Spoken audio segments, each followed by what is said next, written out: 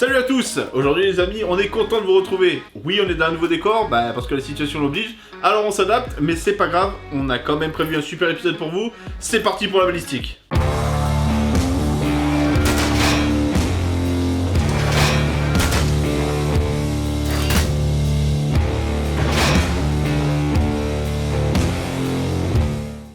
Mais la balistique c'est quoi, vous allez me dire? Eh ben voyons ça tout de suite.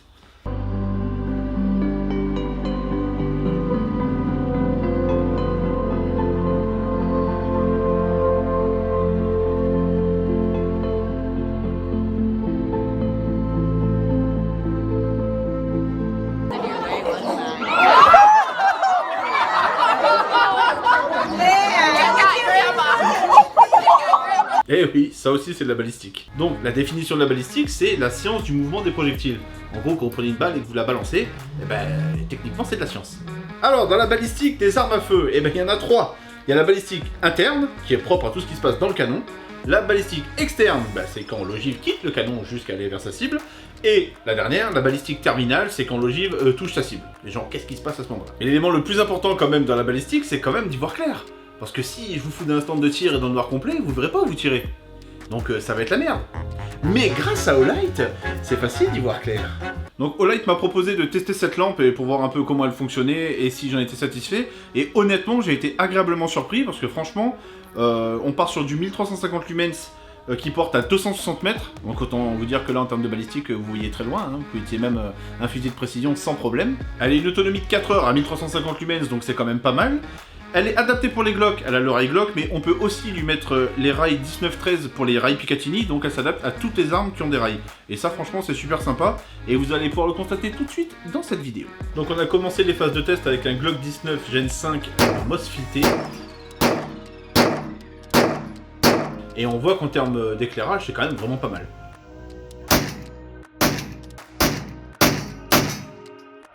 Mais bon, le 9 mm ça se coupe pas assez, autant passer sur un AR-15, on va voir si ça tient le coup.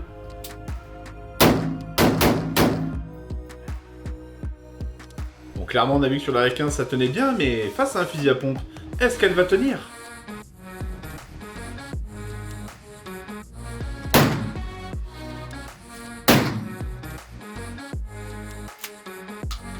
Ça tient le coup, et pour tout ce qui est robustesse, pour encaisser les chocs, je vous renvoie à la vidéo de French HDS, mon ami, qui lui a torturé une lampe de chez Olight, mais il l'a fracassée dans tous les sens, et elle était toujours là. Donc voilà, je vous mets le lien en description.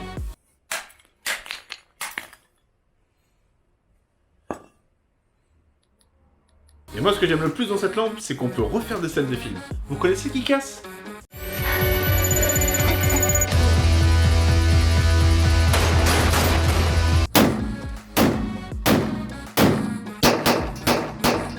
Je tiens particulièrement à remercier Max du Pistolier et le Pistolier de nous avoir accueillis, parce que dans cette période difficile, tous les stands sont fermés, et c'est pour ça que c'est pas moi qui tire sur la vidéo, parce que n'étant pas encore licencié de ce stand, en termes d'assurance, c'était pas possible. Donc voilà, c'est Max qui a pris le relais, donc un grand merci à toi Max, et un grand merci au Pistolier de nous avoir accueillis. Et si vous aussi vous avez envie de la jouer Kick-Ass, pas de problème.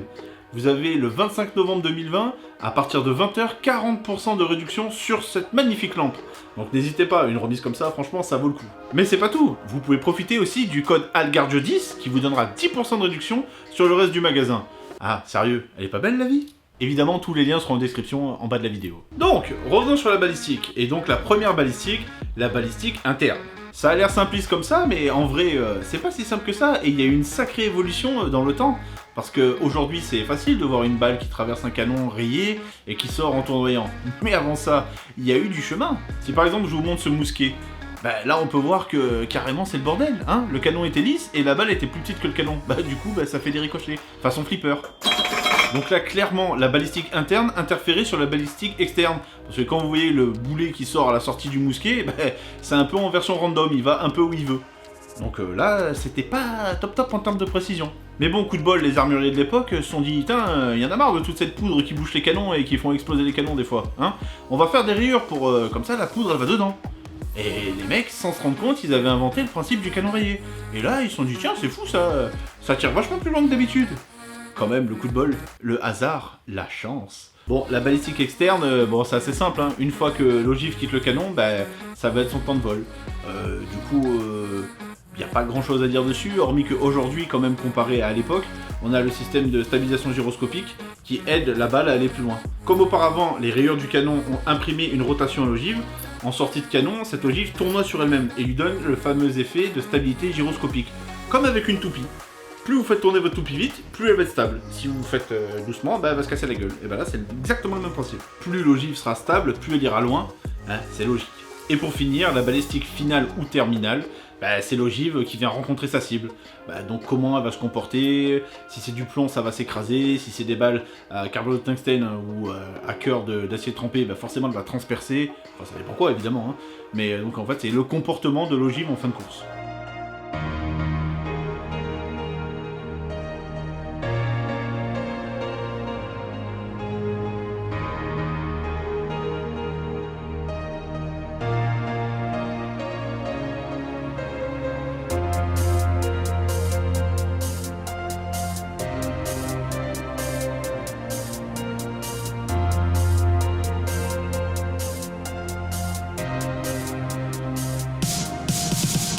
Bon, en vrai, il y en a même une quatrième, mais elle s'applique en gros pour la chasse, c'est la balistique lésionnelle. Bon, comme son nom l'indique, c'est quand la balle touche la cible, et en l'occurrence, par exemple, un animal, et c'est comment se comporte l'ogive dans l'animal. Donc voilà, mais ça, on va pas en parler, voilà, on va se contenter des 3 premières. Bon, nos 3 balistiques ont quelque chose en commun quand même, ça va être la longueur des canons. Donc forcément un pistolet un canon plus court et une poudre plus rapide. Donc c'est bien souvent on a des balles, enfin des munitions, des ogives, qui sortent moins vite que les fusils. Et c'est normal parce que la poudre est beaucoup plus rapide qu'un fusil, la poudre est beaucoup plus lente, comme sur cette vidéo. Mais la poudre de fusil met plus longtemps à brûler. L'explosion qui dure plus longtemps donne plus d'énergie à la balle de fusil. Il faut bien comprendre que l'énergie est donnée par la poudre qui brûle dans le canon. Donc plus la poudre elle brûle dans le canon, plus l'ogive aura de la puissance à la sortie. Et donc bien souvent, si vous voyez des flammes sortir en sortie de canon, ça veut dire que l'ogive n'a pas eu toute la puissance nécessaire, c'est-à-dire qu'il y a une déperdition de puissance. Donc là, on peut voir qu'on est sur une plateforme AR-15, mais le canon, c'est un 7 pouces et demi.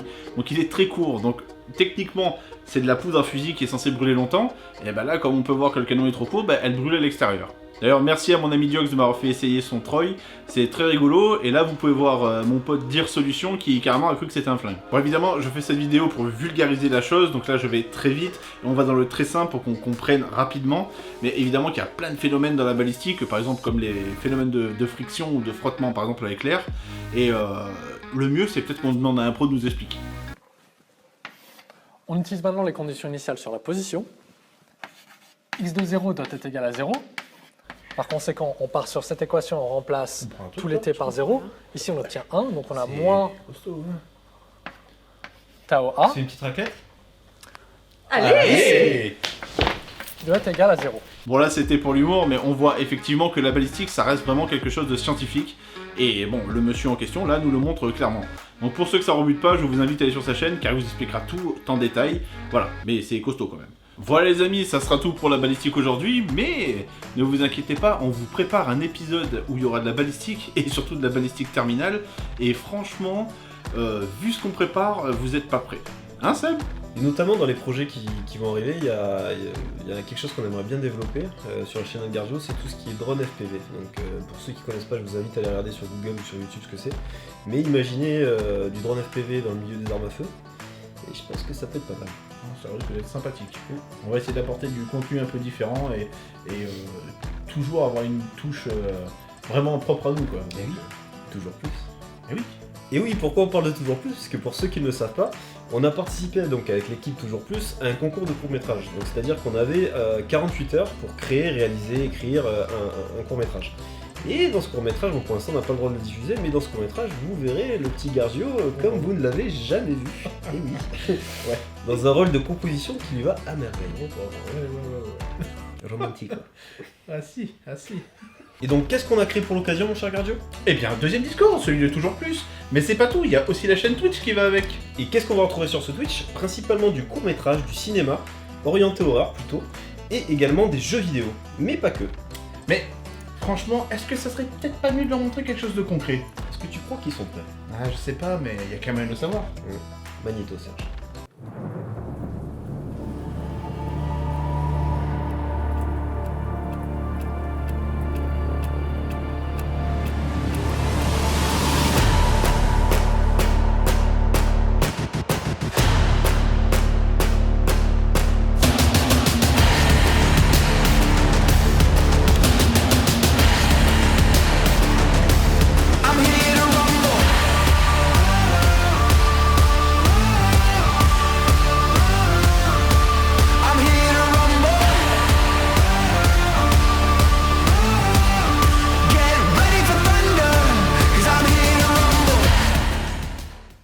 Sérieux, ça donne pas envie de s'abonner ça? Non mais carrément. Enfin si j'étais pas déjà abonné, là je me serais abonné tout de suite. Hein. Du coup, abonne-toi, ça tu peux. Abonne-toi. Fais-le. Bon voilà les amis, cette vidéo va toucher à sa fin, mais avant je tiens à remercier quand même quelques personnes. Déjà Olight pour m'avoir permis de pouvoir tester cette lampe. Franchement n'hésitez pas, je sais qu'il y en a ça va les saouler parce qu'ils disent oui les pubs tout ça, mais bon n'oubliez pas que c'est du contenu gratuit les gars, donc franchement et là si ça intéresse des gens du milieu et qui peuvent avoir une super remise, foncez-y, franchement c'est intéressant, et en plus avec le code ALGARJEUDI vous avez encore plus de promos, donc bon hein. Je vais remercier aussi encore le pistolier et Max de nous avoir accueillis pendant cette période compliquée, donc encore un merci à eux. Et petite dédicace spéciale à mon petit S2O, donc je remercie de m'avoir offert cette veste russe des Balkans, hein. Donc voilà, un grand merci à lui de m'avoir rendu encore plus russe. Donc merci à toi mon petit S2O. Vous pouvez aussi nous retrouver sur le Discord de Algarjo, où on est quand même plutôt actif. Moi personnellement je suis là quasiment tous les soirs, donc n'hésitez pas, si vous avez envie de venir papoter avec nous, vous êtes les bienvenus. Vous pouvez aussi nous retrouver sur Instagram, où par exemple je poste tout ce qui est forcément armes à feu, et quelques conneries, vous avez du contenu exclusif comme dans la dernière vidéo qu'on a fait, où les gens qui avaient Instagram avaient déjà vu les stories. Donc voilà, n'hésitez pas aussi à venir, vous êtes les bienvenus, il n'y a pas de problème. Je tenais aussi à remercier les premiers tipeurs, donc un grand merci à vous, j'ai vu que j'avais des tipeurs réguliers, donc 1000 merci à vous. C'est super cool de soutenir la chaîne comme ça, et plus ça va aller, et plus on va faire des trucs de fou, et ça sera aussi grâce à vous. Et j'espère un jour tous vous inviter dans un stand de tir pour qu'on tire tous ensemble. Mais bon, ça va être le bordel. Évidemment, tous les liens sont en bas en description. Et je tiens à vous remercier particulièrement parce qu'on a dépassé les 21 000 abonnés, c'est juste énorme, donc 21 000 merci, et franchement, vous êtes les meilleurs. Je vous fais plein de bisous, et à très vite pour la prochaine vidéo.